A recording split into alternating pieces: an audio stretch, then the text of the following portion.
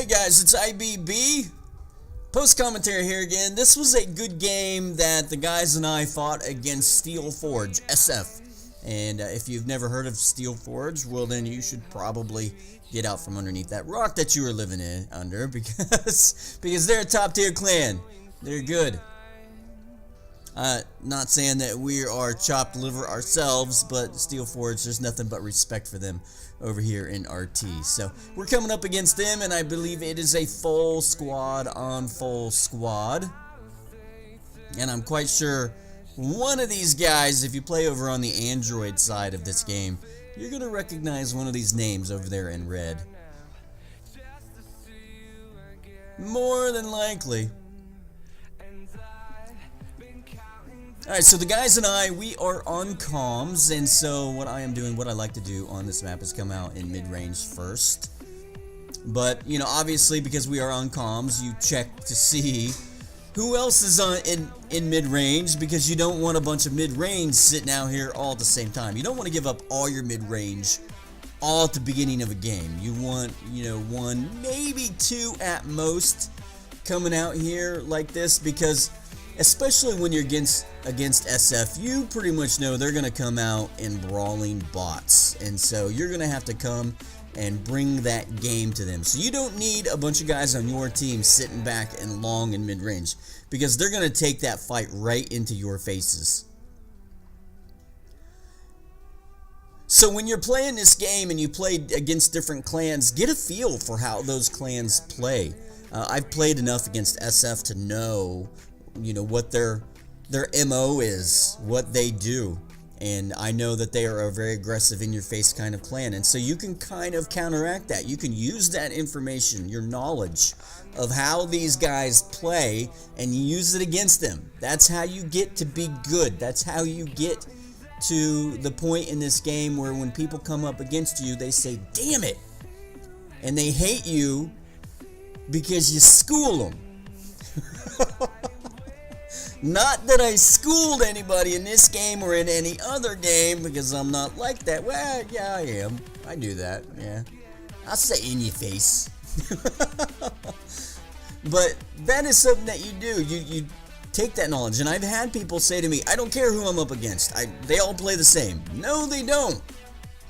I don't know how to say that any other way. No, they don't. Some guys are just naturally better at this than others. So you can play the game like that if you want. One size fits all. That's fine. That's fine. I don't care. Play it how you want. I've always said that, but you know, that's what I do. So at this point, I'm going to close in here just enough. I'm not going to venture too far up there, however. Just enough to kind of close this gap, get myself in range of some red team members. At that point, I was starting to take some fire, so I jumped back, and you see what I'm doing is I'm scanning left to right. Where's the movements of this team? Where are my guys? You see, we've got guys over on the right, we've got guys over on the left. We're challenging their side beacon. We've got these movements so that they cannot simply come up and charge 5 bots right up the back of this ramp. Alright, that is the worst thing I see people do. 2 teams get together. It's especially bad when I'm solo and I have a bunch of randoms I'm playing with. Is my team will just come running up one side of the ramp, and the other team is just spread out like what you just saw. And of course, we're just easy pickings for that stuff as you all go filing up one by one up this back ramp. Now, here's a situation where I was up there. I was trying to grab that beacon, and I decided, you know what, the better part of valor here was to just retreat. I neutralized it.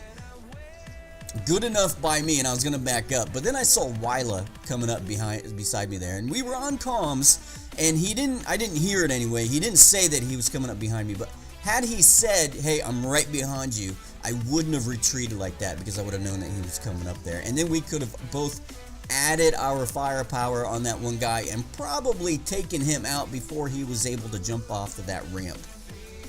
So just FYI, when you are on comms, I know some people say, well, I don't like a lot of chit chat on comms. Well, what is the purpose of being on comms in the first place? It's so that you can communicate and you can talk, you can have a good time.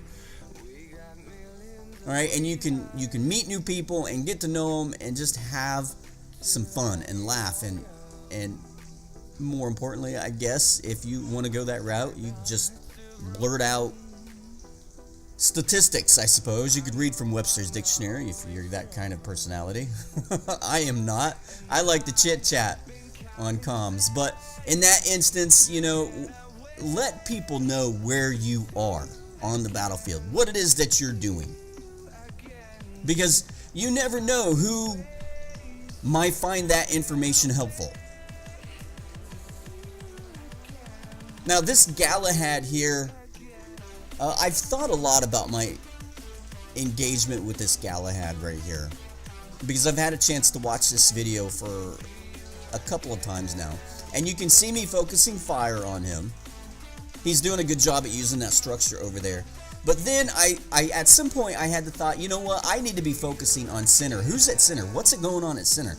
And so that's when you saw me flip over there and put fire on that center.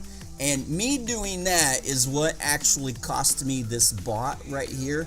And I am not going to sit here and say that that was the wrong thing to do, because my help on center actually helped us keep center blue. But that also allowed this guy, that red team member right there, to get in range of me and to be able to take me out. And at that point, you know, the jump wasn't quite on. I'm not quite sure with the speed of the Galahad versus the Griffin if I'd even been able to get out of range of him and stay out of range of him long enough for me to be able to take him out. I don't think that would have happened. I think I would have lost that bot no matter which way I jumped on that. But it all started with me breaking off the engagement with him and turning to center to help out center. But I'm not going to sit here and say that that was a bad thing, because I will stand on that to say that that's always a good thing, even if it cost me that bot, which it did. So I did decide to come out in a Lancelot with ancile shield, and you can see now they've got center and they're starting to spread out to the left and to the right, and that is something that you want to stop them from doing. So if you've got a guy down here on center, and then you got a guy up on the right side bridge, and then you got a red team member up over on the left side bridge, don't go after the guy that's over here on center. Take out at least the guy that's on the bridge on the side that you are at, because if you go to center while you're flanked like that, you're easy pickings. You're not even going to get up the backside of this ramp. They're going to take you out from left, right, and center. So you can see I'm dancing around here. I'm not being so brazenly aggressive that I'm just going up there to grab this beacon. So I'm waiting until their focus is elsewhere, if I can see what they're focusing on, and then that's when I will charge in and try to do as much damage as I possibly can. And so, yeah, I guess you could say that patience is a key in this game. I don't know how many guys I've gone up against and I've just worn down their patience in the engagement, and then they just give it up and they start flying around the corner to come after me because they're just tired of it.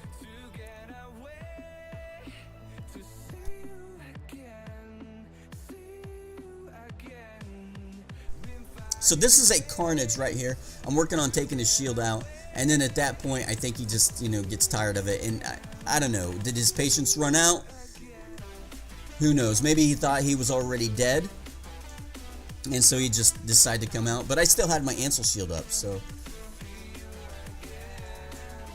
now we're starting to push this front line forward, and I know that there's somebody up on that ramp up here, but I don't care. I'm focused on an engagement at that point, and I didn't want to break off of that engagement, because breaking off of that engagement takes time to lock on to the next person and be able to fire at them, and that lost time could mean the difference between a win in an engagement and a loss in that engagement.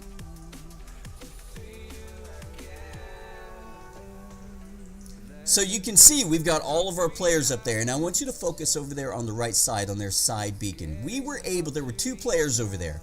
One was Patriot and the other was Wyla. Patriot neutralized that beacon, and then Wyla turned it for us, and that right there was the game-winning moment right there. That was essential in bringing home this win. So good job to you guys. Hey, thanks for watching. Don't forget to subscribe if you haven't. I have new gameplay videos every single day. Smash the thumbs up, thumbs down button. Don't be shy. Leave a comment down below. We'll take a look at this end scorecard here. And you can see everybody in here did a fabulous job. So it was a good job on both sides. Nothing but respect for SF. We'll check you later.